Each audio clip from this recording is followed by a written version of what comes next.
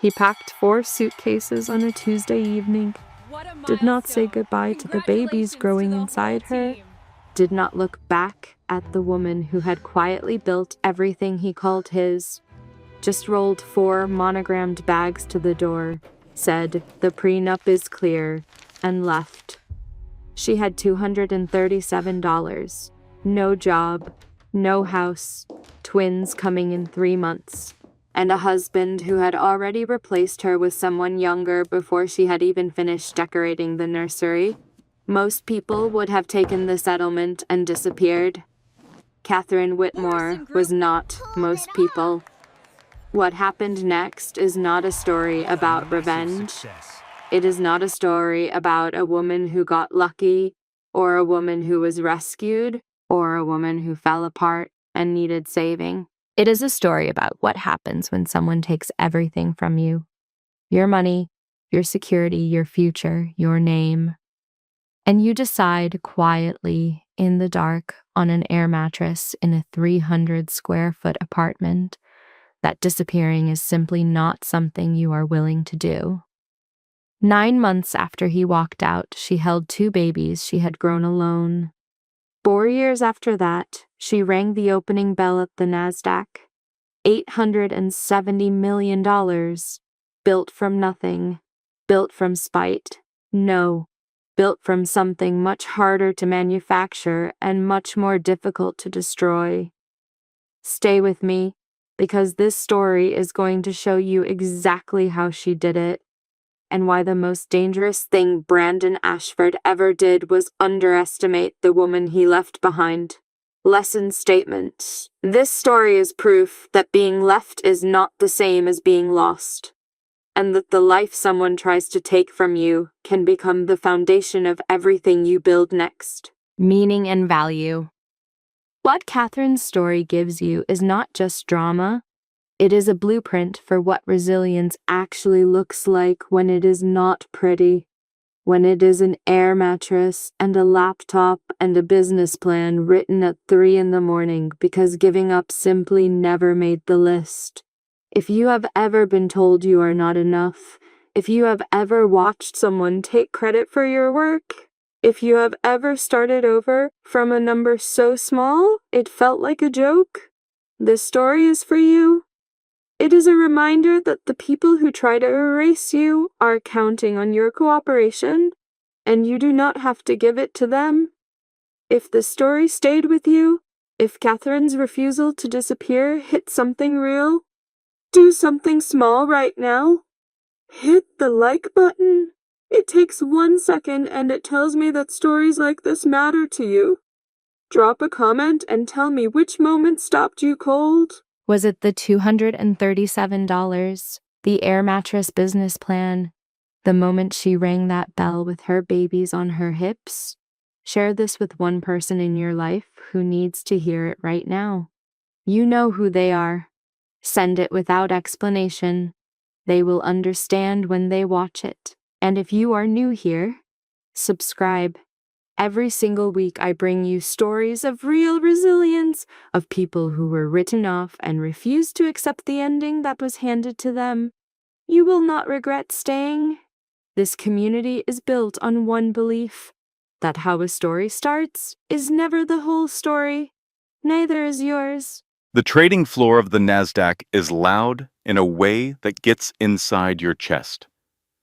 Catherine Whitmore had been warned about that. She had been warned about a lot of things in her life. Wear sunscreen, read the prenup, do not marry a man who introduces you to his mother as my girlfriend for the first 14 months of a relationship. She had listened to approximately none of it, but she was listening now. She stood at the podium in a navy blazer she had bought off a clearance rack 18 months ago and had dry cleaned exactly once, and she held the hands of 2 4-year-olds who had no idea what was happening but were deeply committed to being present for it. Elijah was fighting his clip-on tie with the focused aggression of someone who had personal beef with formal accessories. Meredith was holding her stuffed rabbit, Biscuit, with one hand and Catherine's fingers with the other, surveying the crowd with the calm authority of a small person who has assessed this situation and found it acceptable. Behind her, Diane Patterson, who had quit her law firm for her, who was now COO of everything they had built, who was crying behind very expensive sunglasses indoors. In the front row, Marcus Webb, who had believed in her when she was broke and horizontal on an air mattress in a 300-square-foot studio apartment. On the board above her head, Morrison Group, opening at $32 per share.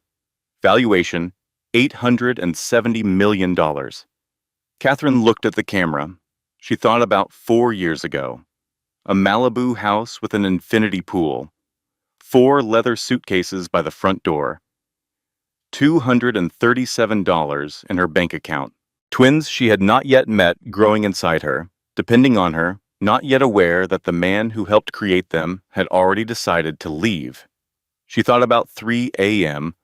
on an air mattress with a laptop balanced on her pregnant stomach, typing a business plan because there was nothing else to do, and giving up was not something she was willing to put on the list.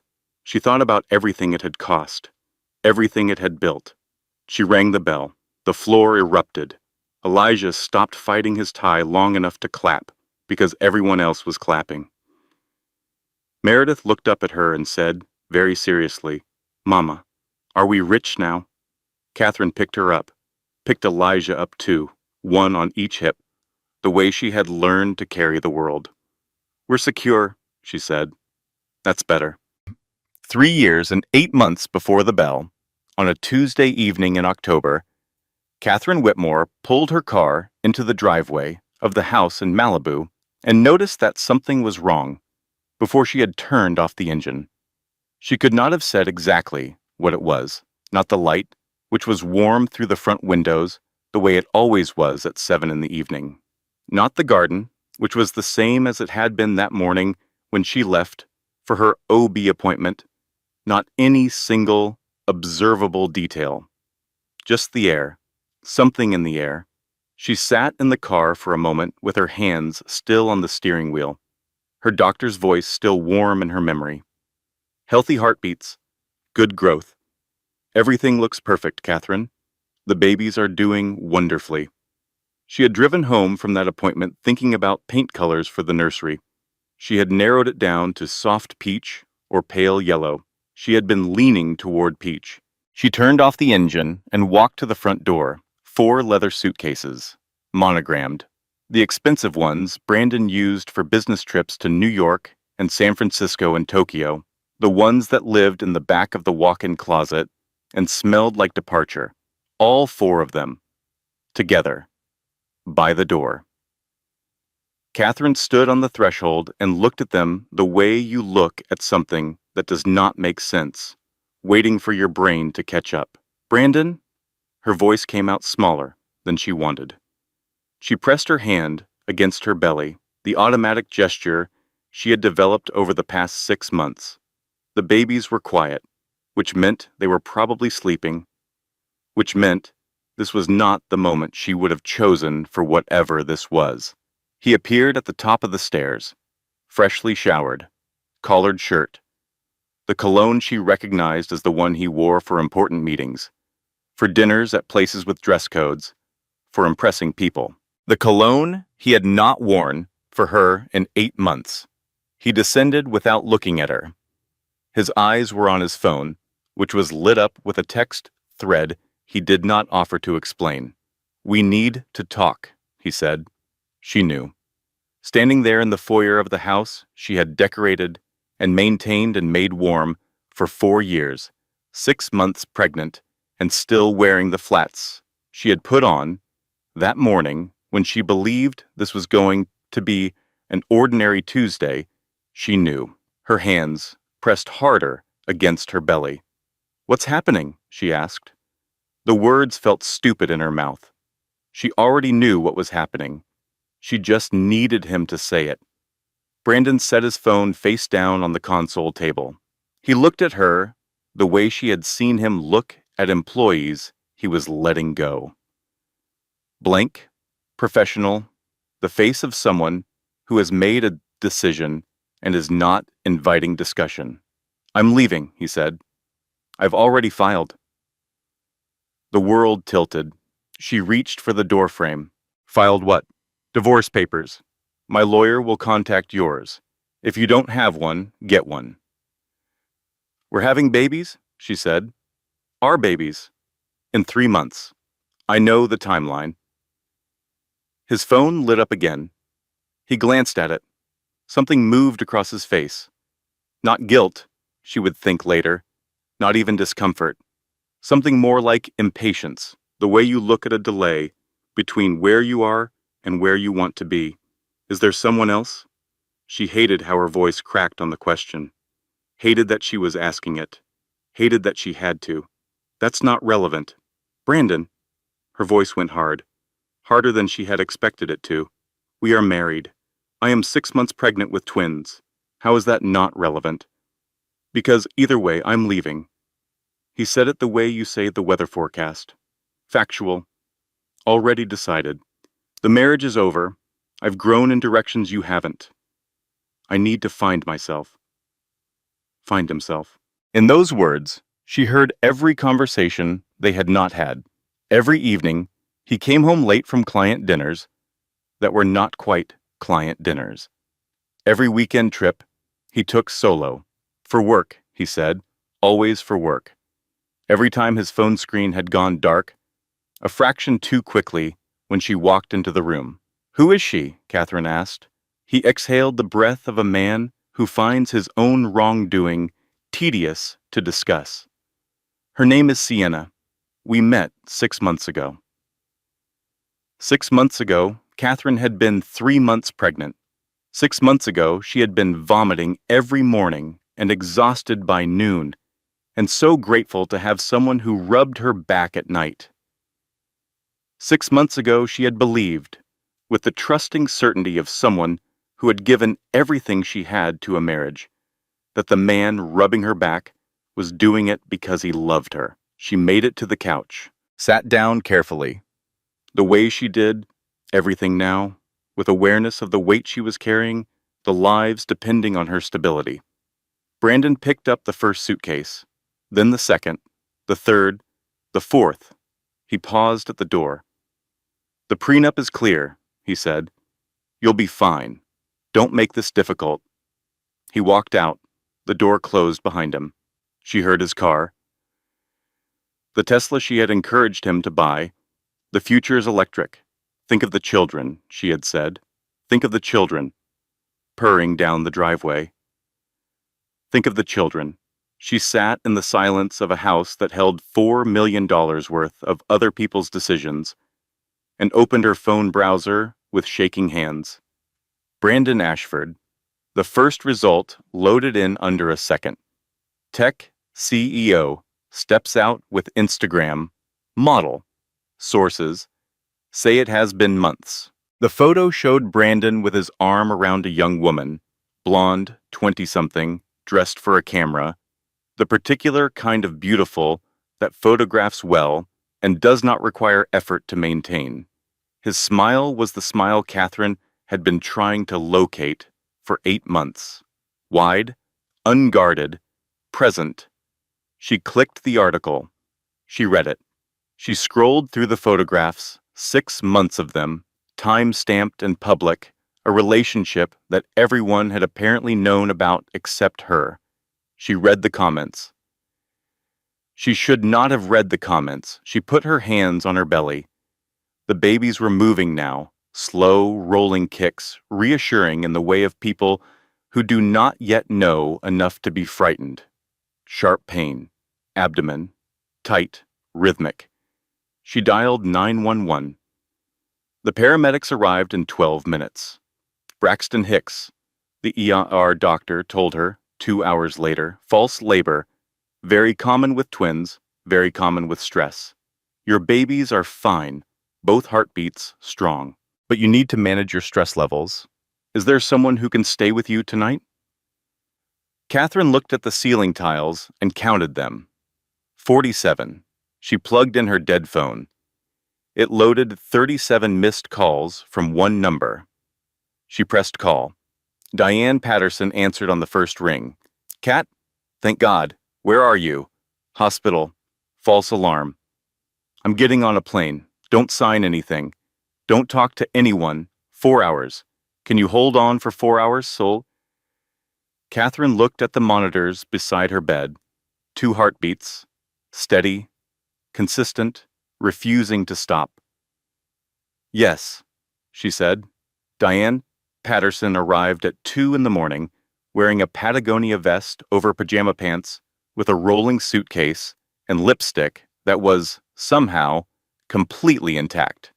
She took one look at Catherine in the hospital bed and crossed the room in 4 steps and pulled her into a hug that said everything words would have done badly. Then she sat down, pulled out her phone like a weapon, and started taking notes. Credit cards.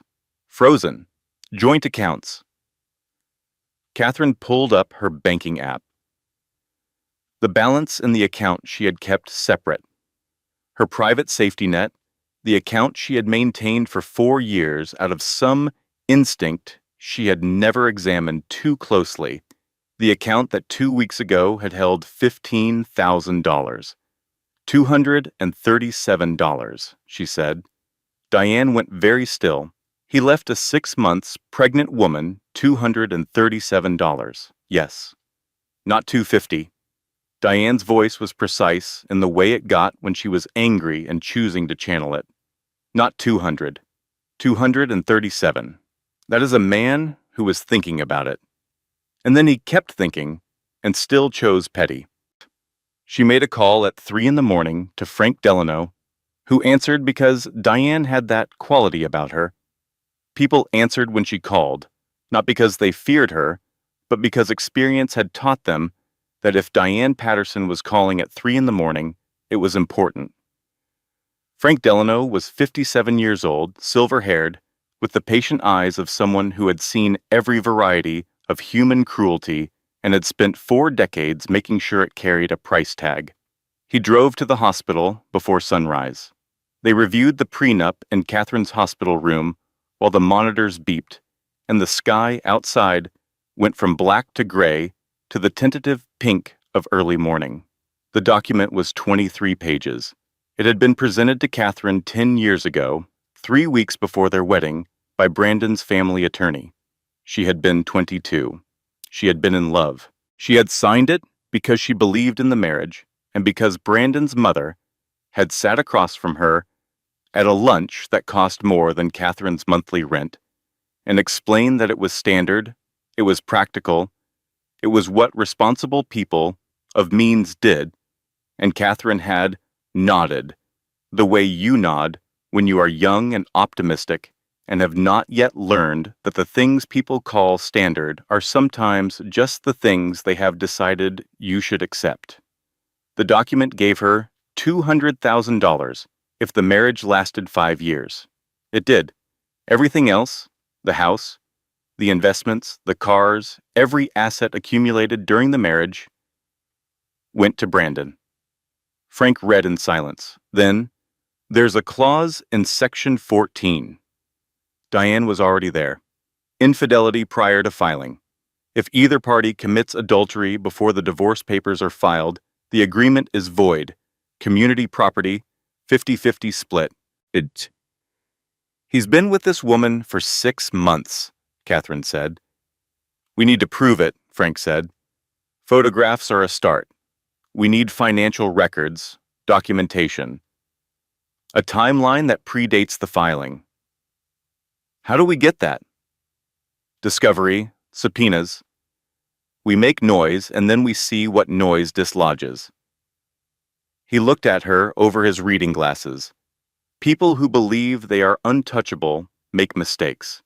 And from everything you've described, your husband is a man who has believed he is untouchable for a very long time.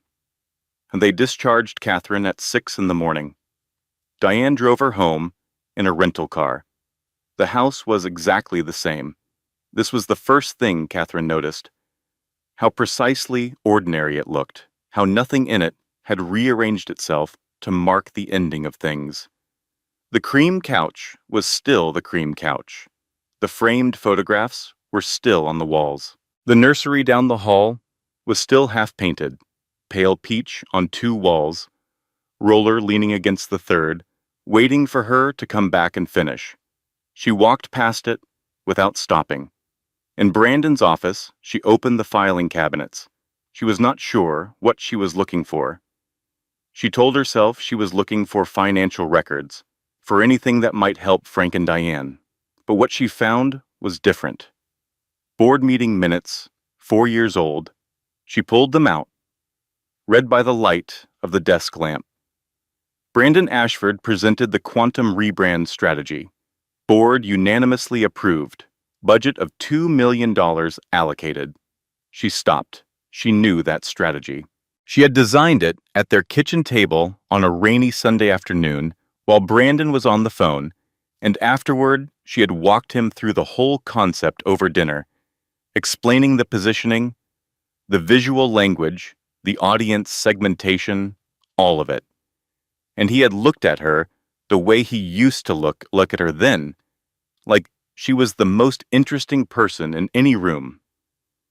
And he had said, "That is brilliant. I'm going to pitch this to the board."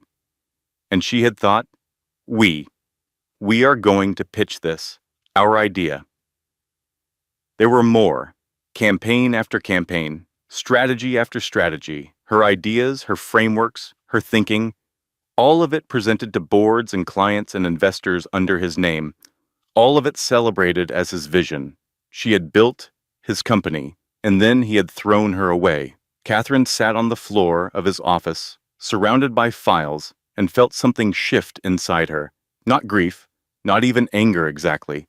Something colder than anger, something that did not need to be loud. She put the files back. She closed the cabinet. She walked to the kitchen, made herself a cup of tea, and sat at the table until Diane found her there an hour later.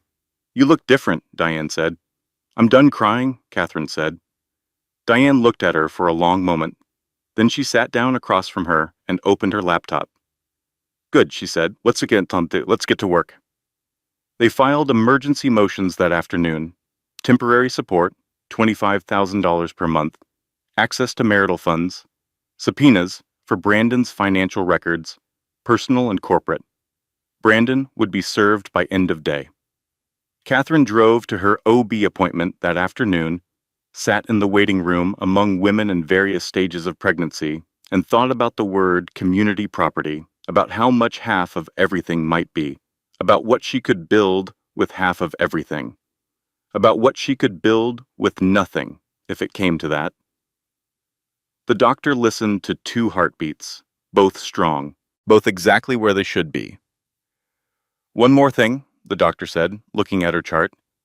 "You need to reduce your stress levels, Catherine. I know that's easy to say, but these babies need you calm. Can you find one thing that helps? One thing that's just for you?" Catherine thought about it.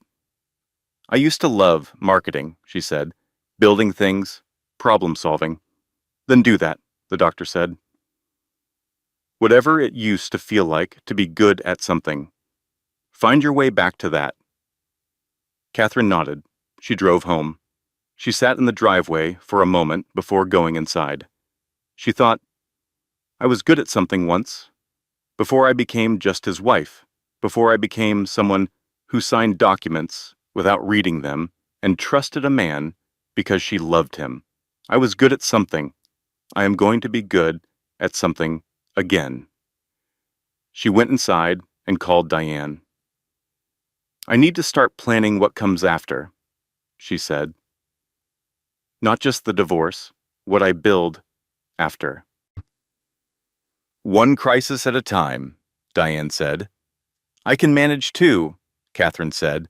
The text arrived on a Wednesday morning while Catherine was eating the toast Diane had forced on her. 2 bites, then another, 1 more. "Come on. You need to eat. You are growing 2 humans." And it came from a number she did not recognize. "Miss Whitmore, this is Roger Calloway. I need to speak with you privately. It's important. Can we meet?" She showed Diane. Diane read it. "Roger Calloway, Brandon's business partner, 49% owner. We see each other at company events. He's always been professional. Polite. Why would he reach out to you now? I don't know.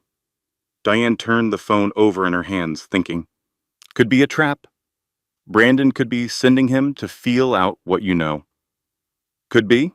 Could also be useful. Diane handed the phone back. What do you have to lose? Frank came with them. Coffee shop in Culver City, 10 in the morning, the kind of place with exposed brick and single-origin espresso and enough ambient noise to have a private conversation. Roger was already there when they arrived, in the back booth, wearing a baseball cap pulled low in the manner of someone who has never done anything covert in his life and is making a sincere effort. He looked like what he was. A man in his mid-40s who had built something real and was watching someone else burn it down. He slid an envelope across the table before they had ordered. I'm violating my NDA by being here, he said. I want you to know that. I want you to know that I'm doing it anyway. Catherine opened the envelope. Inside, payroll records, expense reports, hotel receipts, all printed cleanly, all date-stamped, all meticulous in the way that financial records are, when someone has been careful about everything, except whether they would eventually be seen. Frank took the documents and read. His expression moved through several phases before settling somewhere that Catherine had learned, over weeks of watching him work, meant he was pleased but disciplined about showing it. Sienna Blake, he said. Marketing consultant, $20,000 per month. She's not a marketing consultant, Roger said. She has never consulted on anything. She is a line item. $20,000 a month for 8 months. Frank did the math. $160,000. That's not all? Roger leaned forward. The apartment she lives in downtown. Luxury building, 22nd floor, city views. That apartment is leased to Ashford Technologies. Listed as corporate housing for visiting executives. He paused. Sienna is the only person who has ever lived there. $7,500 a month. Business trips, Frank said, flipping to the next page. Paris, Tokyo, Sedona, all documented as client meetings, all with a second airline ticket, business class, charged to the company account, 5-star hotels, spa charges, restaurant dinners for 2, all expensed. Roger looked at the table. I have been counting. Total, across 8 months, close to $400,000. The table was quiet. Outside, someone ordered a latte. The espresso machine ran. Why are you telling me this? Catherine asked. Roger looked at her. He had kind eyes, she had always thought. The eyes of someone who understood that business was made of people, not only numbers. Because it's theft, he said. Because I spent 10 years building that company. I gave up things for that company. Time, relationships, choices I cannot take back. And Brandon is dismantling it to fund a lifestyle for someone he met at a rooftop party in Beverly Hills. He paused. And because you have always been decent to me. 8 years of company events, and you have never once treated me like furniture. That matters. He stood. That's everything I have, he said. The rest is up to you. He walked out without looking back, the baseball cap still pulled low, a man who had done the right thing and was processing the cost of it. Frank organized the documents on the table with the efficient precision of someone building a structure. This voids the prenup, he said. Adultery, documented, and dated. This is also fraud, embezzlement, breach of fiduciary duty. He's finished, Diane said. She said it quietly, without satisfaction. The way you state a fact about weather. Catherine looked at the papers spread across the table, at the receipts for hotel rooms she had not known about, airline tickets for a woman she had not known existed, salary payments for work that was never performed. She thought about the Sunday afternoons she had cooked dinner while he was at client dinners. She thought about the Quantum rebrand campaign, about every idea she had given him freely, out of love, out of partnership, out of the belief that what was his was also hers. File everything, she said, today. The cameras were already there when they arrived. Catherine had not expected that. She had prepared for the legal process. Frank had walked her through every step, every likely argument, every possible response. But she had not prepared for the particular violation of walking up courthouse steps while strangers pointed equipment at her body and called out questions designed to reach inside her and find something soft to press on. Catherine, how do you feel about the affair? Did you push Brandon away? Are you trying to destroy a successful company out of spite? Is it true you've been struggling emotionally? Frank kept his hand on her elbow. Diane flanked her other side. Catherine kept her eyes forward and counted steps. 1, 2, 3, 4. Inside, the courthouse was cooler and quieter and smelled like old carpet and institutional cleaning products, which was, in the circumstances, a relief. Brandon was already in the courtroom, expensive suit, 3 lawyers. He sat with the relaxed posture of someone who has never once doubted whether the room would arrange itself in his favor. Sienna sat behind him in the gallery. Blonde hair, tight dress, phone in hand, scrolling. She looked bored in the way of someone who has not been asked to take any of this seriously and has so far had no reason to start. Judge Patricia Wells entered. She was 58, gray-haired, with the economical bearing of someone who had spent 3 decades deciding what mattered and what did not, and had developed strong opinions on the subject. Brandon's lawyer went first, tall, polished, the kind of legal professional who charged rates that required a separate line in a budget. He described Catherine as emotionally volatile, as seeking punitive damages out of personal grievance, as a woman whose pregnancy had amplified an already unstable disposition. He also produced a psychiatric evaluation. Frank received it, read 2 pages, and stood. Your Honor, this document was commissioned without my client's knowledge, participation, or consent, based entirely on statements from parties who have an obvious interest in the outcome of this proceeding. It has no evidentiary standing. Judge Wells looked at it. Set it down. A document produced without the subject's knowledge carries no weight in my courtroom, Counselor. Next. She turned to Catherine. Miss Whitmore, you are 6 months pregnant with twins. You have no current income, and your access to all marital accounts has been restricted. Yes, Your Honor. How are you managing? My friend is supporting me. Wells made a note. She looked at Brandon's lawyer with an expression that was not unkind and was also not anything close to sympathetic. Your client restricted access to all marital funds while his wife is 6 months pregnant. You characterize this as protecting assets. I am going to characterize it differently. She granted temporary support, $25,000 per month, retroactive to the date Brandon left. Credit access restored with a $50,000 limit. She ordered the forensic audit. Full access to Ashford Technologies records. Results due in 90 days. Brandon's jaw tightened by a precise and revealing amount. They walked out. Frank handled the reporters. Catherine and Diane took a side exit to the parking garage. In the car, Catherine sat in the passenger seat for a full 30 seconds before she spoke. Did that actually happen? She asked. It happened, Diane said. We won. We won. Diane turned the key. The engine started. She did not move yet. I told you so, about the prenup. I want that acknowledged. Catherine laughed. It came out rough, unpracticed, like something that had been stored too long. But it was real. Acknowledged, she said. That evening, Brandon held a press conference. Catherine was home, eating dinner with Diane, when his face appeared on the television. He stood at a podium. His hair was perfect, his expression was calibrated to the precise frequency of concerned and reasonable.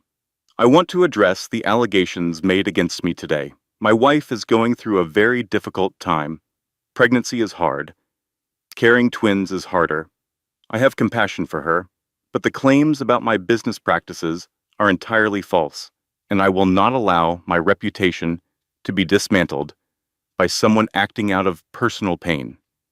He said the word wife the way you say a word in a foreign language you have mostly forgotten. Catherine's phone started buzzing. Messages from people she had not heard from in months. He seems really worried about you. Maybe take a break from the legal stuff? For the babies? Pregnancy hormones can make things feel bigger than they are, Kat.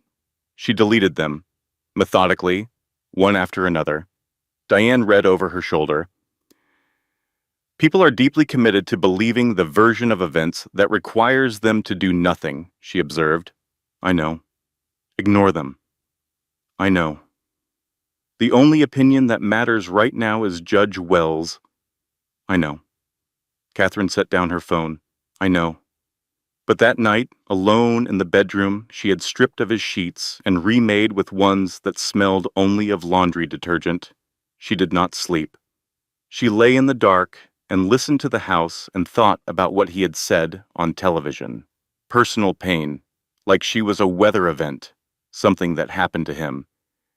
She got up, found cleaning supplies, scrubbed the kitchen floor. At 2 a.m, Diane found her on her hands and knees, working on the grout with a toothbrush. Cat, the grout was bothering me. The grout is fine. You need to sleep. I'm not tired. Diane knelt beside her, took the toothbrush, helped her up, walked her back upstairs, and lay down beside her in the dark the way she had probably done in their college dormitory 20 years ago, holding her hand without making a production of it. I'm so tired, Catherine said. Not physically, just tired. I know, Diane said. Of everything, I know, but you're not done yet. And tomorrow, someone is going to call you. Who?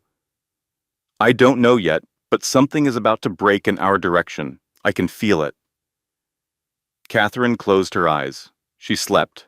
The call came on a Thursday morning while Catherine was making coffee. Real coffee now, because she had learned from a lactation consultant that moderate caffeine was acceptable, and because some battles could not be fought on chamomile tea alone.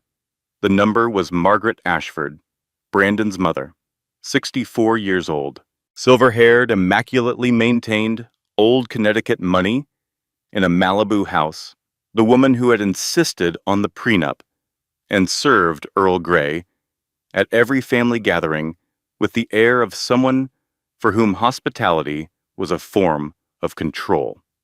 Catherine almost did not answer. She answered. Catherine, Margaret said.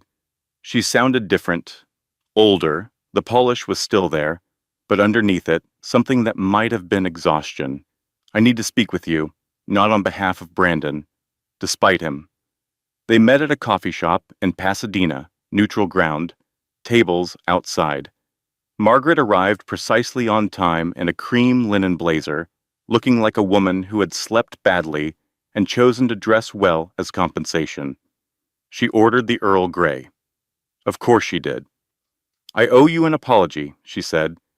My call after the court hearing was cruel. I was protecting my son because that is the reflex of a mother, and I let that reflex override my judgment. I am not proud of it. Catherine said nothing. So she waited. There is something you should know about Brandon. Margaret folded her hands around the teacup. Something I should have told you before you married him. She told it cleanly, without ornamentation. 10 years ago, a woman named Melissa Hartley, engaged to Brandon, 4 months pregnant. Brandon had met someone else. He had left Melissa exactly as he had left Catherine. Suddenly, with a lawyer's number and a prenup settlement waiting, Melissa had miscarried. The stress, the doctors said, Brandon had paid her $200,000 to sign a non-disclosure agreement and disappear. Catherine looked at her coffee cup. $200,000, she said. Yes. The number from her own prenup, the price of silence, the cost of a woman who had been removed from a life and compensated for the inconvenience. Why are you telling me this now? Catherine asked. Margaret reached into her bag and placed a folder on the table. Because I am 74 days away from meeting my grandchildren, she said, and I am tired of protecting a man who does not deserve it at the expense of the woman who actually loves them. Catherine opened the folder. Trust fund documentation. Robert Ashford, Brandon's late father, had established the fund before his death. $10 million, split equally among biological grandchildren. Brandon had no trustee authority. Margaret did. The twins were already worth $5 million each, and Brandon had never mentioned it. He wanted you to feel powerless, Margaret said. He wanted you to take the $200,000 and disappear like Melissa did. He did not want you to know that your children had independent resources, because that would give you standing. That would give you power. Catherine read through the documents carefully, the way she had learned. Too late, but still, to read everything. Why did he think this would work? She asked finally. Did he think I was that easy to erase? Margaret looked at her for a long moment. Her expression was complicated, in the way of someone's sorting through several true things to find the most honest one. He thought you were like Melissa, she said. He thought you were someone who would choose the path of least resistance because the alternative was too frightening. He was wrong about you. Were you wrong about me? Another pause? Longer? Yes, Margaret said. I was. I thought you were sweet and accommodating and fundamentally manageable. I did not understand that what I was reading as accommodation was actually patience. I apologize for that as well. They sat in the weak October sunlight for another hour, two women on opposite sides of a terrible situation, finding, unexpectedly, a corner of common ground. When Catherine left, she drove directly to Frank's office. He read the trust fund documents. Something in his face settled into satisfaction. This changes the argument entirely, he said. You're not a gold digger. You're not trying to extract money from a man who has more than you. Your children have independent wealth that predates this divorce. You are fighting for what is legally and morally right, not for financial survival. Does it help? It helps everything. Catherine leaned back in the chair. She thought about Melissa Hartley, whoever she was now, wherever she was now. Someone who had taken $200,000 and a non-disclosure agreement and disappeared because the alternative had seemed impossible. She thought about what Melissa might have become if she had stayed. If she had had someone like Diane, if she had had Frank, if she had known about the trust fund. She thought, I am fighting for both of us. They won the initial hearing. It was not a small victory. Judge Wells, reviewing the Roger Calloway documents, and the trust fund evidence, and the forensic audit order, granted everything Frank requested. Temporary support, credit access, the audit, a ruling that the infidelity clause was applicable and that the prenup's validity was subject to further review. Outside the courthouse, Parisum, in the parking structure, Diane hugged her so hard Catherine felt it in her spine. We won, Diane said. We won, Catherine agreed. She thought, we are going to be okay. For the first time since 4 leather suitcases on a Tuesday evening, she thought, we are actually going to be okay. She was wrong. The first catastrophe arrived 6 days later. Frank called. His voice was careful in the way it got when something required careful handling. Someone inside our operation has been talking to Brandon's legal team, he said. They know our strategy. The infidelity timeline, the Roger angle, the forensic audit approach. They've filed preemptive motions to suppress Roger's documents, arguing that they were obtained in violation of his NDA. Catherine sat down. Can they win that? It's not impossible. We'll fight it. But our element of surprise is gone. They're preparing defenses we have not yet built offenses for. Who talked? I don't know yet. I'm working on it. She put down the phone. She looked at the wall of her apartment. The small apartment now, 2-bedroom, the one she had moved into after the eviction notice that came on a Tuesday, with the particular timing of something designed to wound. Pale walls, furniture she had sourced secondhand, photos of the twins' first ultrasound on the refrigerator. The second catastrophe came 3 days after that. Marcus Webb called. His voice had the particular quality of someone delivering news they had not asked to deliver. 2 of my portfolio companies have backed out of working with you, he said. Brandon's team reached out to them, implied that maintaining a professional relationship with you during the litigation could complicate their existing relationships with Ashford Technologies investors. Her first clients. Gone. I'm sorry, Catherine. I'm working on alternatives, but I wanted you to hear it from me. She thanked him. She hung up. She looked at the business plan document on her laptop, 12 pages of careful thinking, the framework for what she had been building, and she thought about the money she did not have and the babies who were coming in 8 weeks, regardless of whether she had figured out any of this. $237. She was almost back to $237. The third catastrophe arrived on a Wednesday morning by phone. Diane's voice was different, quieter, the quality of quiet that comes not from having nothing to say but from choosing words precisely. My firm is asking me to recuse myself, she said. What? Conflict of interest, they're calling it. A senior partner has a golf relationship with someone in Brandon's father's circle, apparently. They want me off your case. The silence stretched. Gigant. I have savings, Diane said. I've already called Frank. He'll bring me on as co-counsel. I'll work the case independently. You'll lose your position, your partnership track. You gave up your career for a man who left you on a Tuesday. I can give up a partnership track for someone who deserves it. A pause. Also, I want to be very clear that this is not the same thing. I am making a choice. You were deceived. That is a significant distinction. Catherine pressed her fingers against her eyelids. That is the nicest and most depressing thing anyone has ever said to me, she said. I know. Diane's voice warmed slightly. We're going to cry about it later. Right now we work.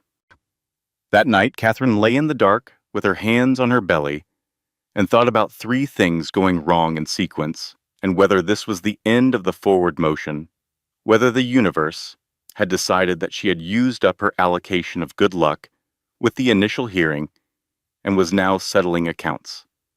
The babies moved, one, then the other, insistent, refusing to let her be still in her grief. Still here, they seemed to say. Still here, keep going. She opened her laptop, typed Morrison Marketing Group, Business Plan, Draft 2. If the clients were gone, she would find new ones. If the strategy was compromised, they would build a new one. If the path was blocked, she would find the wall and climb it. She typed until 3 in the morning. Then she slept. The studio apartment was 300 square feet. This is not a metaphor. It was a literal 300 square feet, which is smaller than most people's living rooms, which is smaller than the walk-in closet at the Malibu house, which is a fact Catherine had thought about exactly once, and then decided not to think about again because the direction that thought wanted to travel was not useful. The carpet had a stain near the window that she had decided was probably from a houseplant. The refrigerator hummed with a frequency that suggested strong opinions. The window faced a brick wall, which her mother, when she finally came to visit, had described as very New York of it. The air mattress was a camping model she had bought at a 20% discount because the packaging was slightly damaged. It was fine. It was adequate. It was what she had, and she had learned over the preceding weeks to be specific about gratitude. She was alive. Her babies were alive. She had $237 and a compromised legal strategy and no clients and a best friend who had sacrificed her career because she believed in something. And these were the things that were true. And some of them were terrible, and some of them were extraordinary, and all of them were the materials she had to work with. She opened her laptop on the air mattress with her belly balanced under it and typed. She sent emails to every professional contact she had maintained since leaving her VP role 8 years ago. Quarterly check-ins, occasional LinkedIn messages, the professional courtesy she had kept up out of some instinct she had not examined until now. Most did not respond. Some sent polite declines. 3 asked for more information. Marcus called on a Tuesday morning, 10 days after the client withdrawal. I heard what he did, Marcus said, using my portfolio companies as leverage. That is not business strategy. That is a man who is running out of options and has decided to fight dirty. He paused. Send me your proposal. She sent it from the air mattress at 11 at night. He called at 7 in the morning. I'm making 3 introductions today, he said. Your work is exceptional. Let the work speak. The first introduction declined. Too complicated, too much legal exposure. The second introduction asked to think about it. The third introduction said yes. A $10,000 contract. Remote work. Deliverable based. Starting immediately. The email arrived on a Thursday afternoon. Catherine read it twice. Read it a third time. Then she cried. Not sad tears, not happy tears. The particular tears of someone who has been bracing for a fall for so long that not falling feels physical. Arrival tears. I am still here tears. She called Diane. I have a client, she said. Diane made a sound that was not quite a word. $10,000. Remote. My work. Cat. I know. Start today. I already did. She worked from the air mattress with a laptop balanced on her 8th-month belly, the babies kicking occasionally, as if offering editorial feedback. She delivered the first phase of the project 4 days early. The client responded within an hour. This is exactly what we needed. Can we discuss extending the scope? Marcus called. They're referring you. 2 more companies want to meet.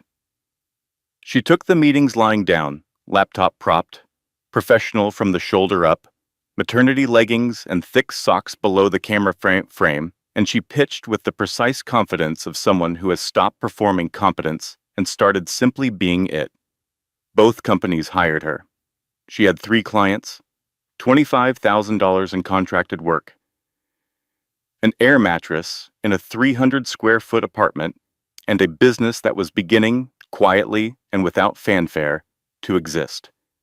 The custody hearing was in 2 weeks. She prepared for it the way she prepared for everything now. Methodically, without catastrophizing, one piece at a time, Frank walked her through the likely attacks. Diane prepared her responses. They practiced in the kitchen of Diane's temporary sublet, Catherine sitting across from Diane, who played Brandon's lawyer with uncomfortable accuracy. The night before the hearing, she sat in the rocking chair she had rescued from the Malibu nursery. The only piece of furniture she had taken, the one thing she had insisted on, and spoke to the babies in the dark. Tomorrow is important, she told them. We're going to make sure you're mine. Legally, officially, beyond argument, mine. I know you already are, but tomorrow we make the world agree. They kicked, in tandem, which they had started doing recently, as if coordinating. She smiled. I'll take that as a yes, she said. The custody hearing lasted 4 hours. Brandon's lawyer painted Catherine with practiced efficiency, unstable address, no reliable income, multiple hospitalizations, ongoing hostile litigation. The picture was technically accurate and strategically framed, Every truth selected for maximum effect. The way you can describe a sunrise by talking only about the cold. Frank presented her consulting contracts, her client relationships, her income trajectory. He presented the trust fund documents, establishing that her children had independent financial security regardless of the outcome of the divorce. He presented something else, a simple timeline. The date Sienna Blake first appeared in Brandon's company records as a marketing consultant. The date Brandon and Catherine's first child was conceived. The same week. The courtroom was very quiet while Judge Wells reviewed the timeline. She looked at Brandon. You initiated this relationship while your wife was newly pregnant.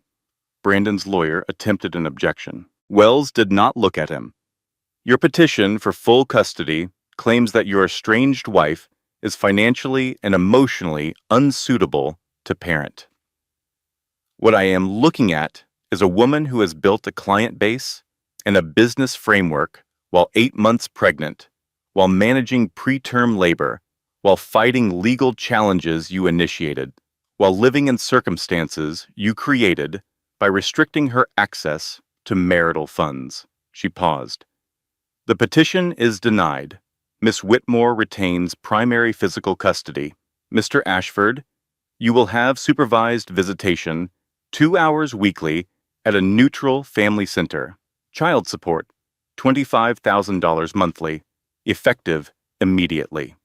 Outside, in the autumn sunlight on the courthouse steps, Diane gripped her hand so hard it should have hurt. You did it, she said. They're yours. Catherine stood on the steps in the October light and thought, it's over. The worst of it is over. We're going to be okay now. She thought that for 11 days. On the 12th day, Frank called. The forensic audit is back, he said. There is something in it you need to see. Come to the office.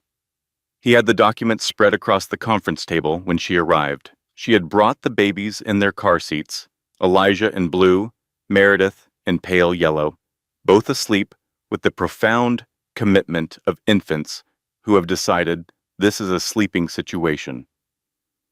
She read the document. She read page 47, her name, her signature, on a document she had never seen before. 3 years ago, Brandon had brought home paperwork. Company restructuring, he said. Standard forms, boring, she would not be interested. He just needed her signature on a few places. She had signed. She had trusted him. That signature had been separated from the document she had actually signed and reattached to the filing for a shell account used to funnel Sienna's payments. Her signature, his fraud, her name on his crime. He set me up, she said. Frank's voice was careful. The account was established 14 months before Sienna appeared publicly. The mechanism was built before he met her. The implication landed like something dropped from a significant height. He was planning to leave before he even found her, Catherine said. The framework was in place. He may not have known who he was leaving for. He knew he was leaving. She looked at her sleeping babies. He engineered the pregnancy, she said. The timing. He put my name on the account while I was newly pregnant because he knew it would be useful later, as leverage, as a way to threaten me into settling. If his lawyers can make the co-signatory argument stick,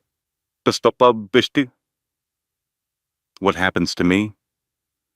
Frank met her eyes. Criminal exposure, not a certainty, not even a probability given the forensic analyst's timeline, but a threat they will absolutely use. Catherine looked at her daughter's face, at her son's, at the perfect, ordinary miracle of two human beings sleeping in car seats on the floor of a lawyer's conference room, trusting the world to hold them safe. She had not asked to be here. She had not chosen this. But here she was, and here they were, and the only question that mattered was what she did next. How do we fight it? She asked. Frank allowed himself a small, precise smile. I am very glad you asked that, he said.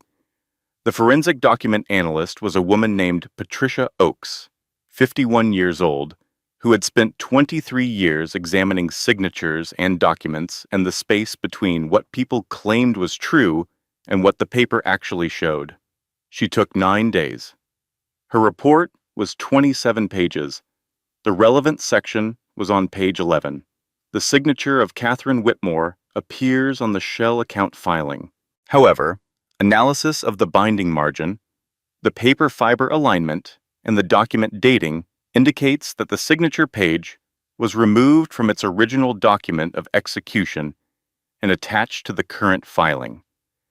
The signature is authentic. The document to which it is now attached is not the document that was signed. Frank filed it with the court on a Monday morning. Brandon's lawyers responded by Tuesday. They attempted to challenge the analyst's methodology, her credentials, the chain of custody of the documents. It was, Frank observed to Catherine over the phone, the legal equivalent of arguing about the color of the sky. You could do it. It did not change what was there. The hearing was scheduled for a Thursday. On Wednesday evening, Diane called. Sienna Blake has been subpoenaed, she said. Brandon's team is putting her on as a character witness. They want to establish that their relationship was transparent and consensual, which is meant to somehow counteract the embezzlement evidence by making it seem like a private matter. She's going to testify for him? She was subpoenaed. She doesn't have a choice. Diane paused. And here's what I think is interesting. Sienna was named in the embezzlement filing. She received the fraudulent consulting payments. She is technically an object of the investigation. She has been trying to distance herself from Brandon for 3 months. She moved to a new apartment 2 months ago. She posted a photo from Palm Springs last week without him. I think their relationship ended, and I think she is angry about it. You think she'll flip?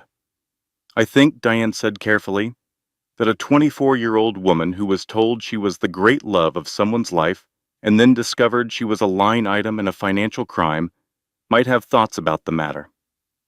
The hearing was Thursday at 9. Brandon's lawyer called Sienna to the stand at 11. She looked different from the tabloid photos, less performed. She wore a simple blue dress and her hair was pulled back, and she looked, Catherine thought, like someone who had spent a few months thinking about things. Brandon's lawyer asked her to describe her professional relationship with Ashford Technologies. She answered in short, careful sentences. The lawyer moved toward the question he actually wanted, establishing that the relationship had been mutual, consensual, fully disclosed. Then Frank stood for cross-examination. He asked one question. Ms. Blake, when did Mr. Ashford first discuss leaving his wife? The courtroom was quiet. Brandon's lawyer was on his feet immediately with an objection. Wells overruled it. Sienna looked at the table for a moment. Then she looked at Frank. The first night we met, she said.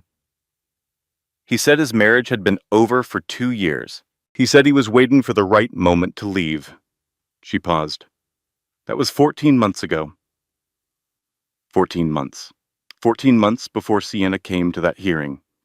14 months before the filing. 14 months before the 4 leather suitcases and the frozen accounts and the $237. 4 months before Catherine became pregnant. The math was not subtle. Brandon was very still. Catherine looked at him. She did not look away. She waited for him to meet her eyes, to see her, to acknowledge what was sitting between them in that courtroom like a piece of furniture. He did not look at her. She turned back to the judge. Wells was reading something. When she set it down, her expression was the particular neutral of someone who has made a decision and is confirming it. The prenup is void, she said. The co-signatory claim is rejected on the grounds of the forensic analysis. Community property applies. The embezzlement findings are referred to the district attorney for criminal review. She looked at Brandon's lawyer. Counsel, your client spent this entire proceeding trying to establish that his wife was the problem.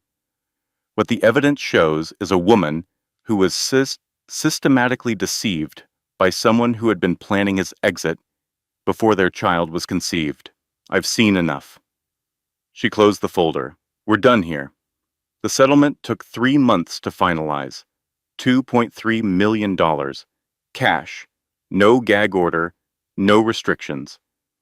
Catherine could tell her story to anyone she wanted, in any forum, and there was nothing Brandon could do about it. Brandon's criminal trial began 6 weeks later. Catherine did not follow it. She was busy. Guilty on all counts. 7 years in federal prison. She heard about the verdict from Frank, who texted one sentence. Jury came back. All counts. 7 years. She was in the middle of a client call when the message arrived. She finished the call. She noted the verdict in a document she kept for things that were important and needed to be recorded.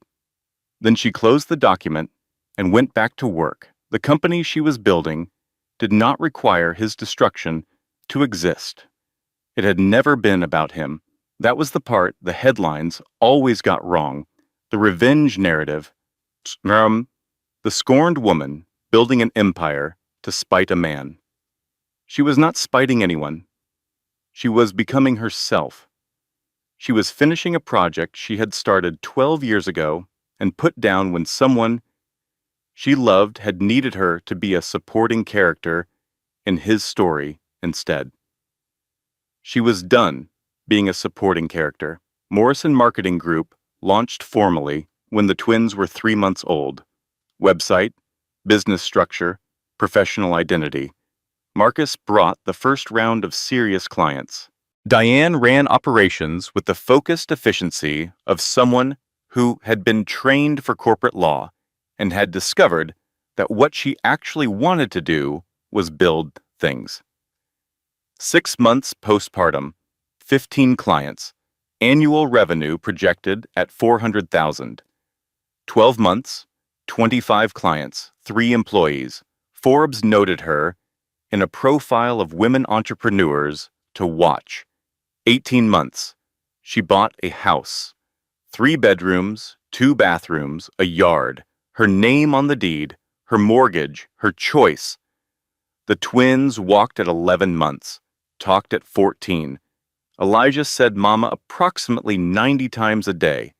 Meredith said no with a conviction that suggested she had given the matter serious thought. Brandon's supervised visitation happened every Sunday. 2 hours at a family center. He tried. He was awkward with them, held them stiffly, did not know how to read to them or sing to them or make them laugh. After 4 months, he filed to reduce his visitation to twice monthly. The court approved it. After 8 months, he stopped showing up regularly. The twins began to call him Brandon. Not Dad, not Daddy, Brandon. The man who sometimes came and brought toys that did not match their interests, who sat with them for an hour, looking like someone fulfilling a scheduled obligation. One Sunday evening after a visit, Elijah looked at Catherine with the direct interrogative energy of a 3-year-old who has questions and has decided now is the time. Why doesn't Brandon know us? Catherine sat down on the floor with him, which was where the best conversations happened. Because he wasn't here, she said. He made a choice not to be. And when you choose not to be somewhere, you miss things. You miss knowing people. Do you miss him? Catherine considered the question with the honesty it deserved. I miss who I thought he was, she said, not who he actually turned out to be. Elijah considered this. Meredith, who had been listening from behind a pile of blocks, added, We have you. You have me, Catherine agreed. And Aunt Di. And Aunt Di, and Grandma Vivian, and Grandma Margaret. Margaret Ashford came on Sunday afternoons once a month. She brought age-appropriate toys and read picture books with the patient attention of someone making up for lost time. She loved them fiercely and without condition, the love of a grandmother who understood that she was building something she could not buy back. 3 years after the custody hearing, Morrison Group filed for its IPO. Marcus led the investment round. Diane flew to New York for the roadshow. Catherine did interviews in a hotel conference room with Elijah and Meredith sleeping in a travel crib in the corner because the nanny had the flu and because she had long ago stopped apologizing for being a mother in professional settings. The day before the bell, she sat in her home office and opened the letter she had written to her children when they were 2 months old, saved in a folder she had labeled for later. She read it. She thought about who had written it. The woman on the air mattress in the 300-square-foot studio with $237 and 2 babies and a laptop and an idea. She thought about who was reading it now. She closed the document. She went upstairs and checked on the twins, who were asleep in their rooms. Elijah sprawled on his back, taking up the maximum possible space. Meredith curled with Biscuit the rabbit. Methodical and intentional, even in sleep, she stood in the hallway between their rooms and listened to them breathe. This was the thing the headlines would never be able to capture, she thought. Not the $870 million, not the Forbes profile or the NASDAQ bell or the victory over a man who had believed she would disappear quietly. This, the sound of 2 small people breathing in their rooms in a house that was hers, on a street she had chosen, in a life she had built from $237 and an idea and the particular stubbornness of someone who had been told she was not enough and had decided, quietly, to disagree. The bell was at 9:30 in the morning. Elijah fought his tie all the way from the hotel to the trading floor. Meredith held Biscuit and assessed the crowd. Diane cried behind her sunglasses. Marcus stood in the front row. The board lit up. Morrison Group, $32 per share, $870 million. Catherine rang the bell. The floor erupted. Meredith said, "Mama, are we rich now?" Catherine picked her up. Elijah reached up, and she picked him up too, one on each hip, the weight of them, the most grounding thing she had ever known. "We're secure," she said. "That's better than rich." "What does secure mean?" Elijah asked. "It means no one can take it away." He thought about this. He was 4 years old and thinking very hard. Not even Brandon? Not even Brandon. Meredith rested her head against Catherine's shoulder. She had been watching the trading floor with the calm attention of someone cataloging information for future use. "Good," she said simply. "The cameras found them. The photos would run in every business publication in the country. A woman in a navy blazer, 2 small children on her hips. The number on the board behind her, the expression on her face. Later, people would describe the expression differently. Some said it was triumph.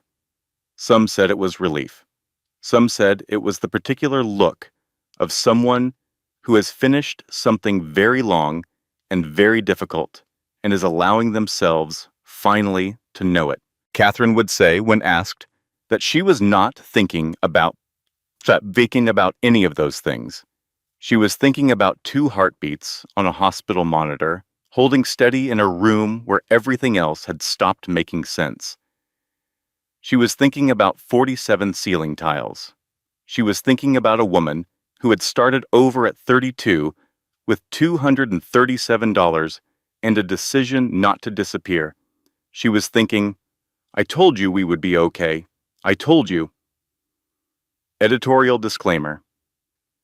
The content of this story, including its narrative structure, character development, dramatic arc, and emotional framing, was researched, constructed, and manually edited by our team with the sole purpose of delivering meaning, inspiration, and genuine value to our audience. Every element was chosen with intention. We hope it reached you the way it was meant to.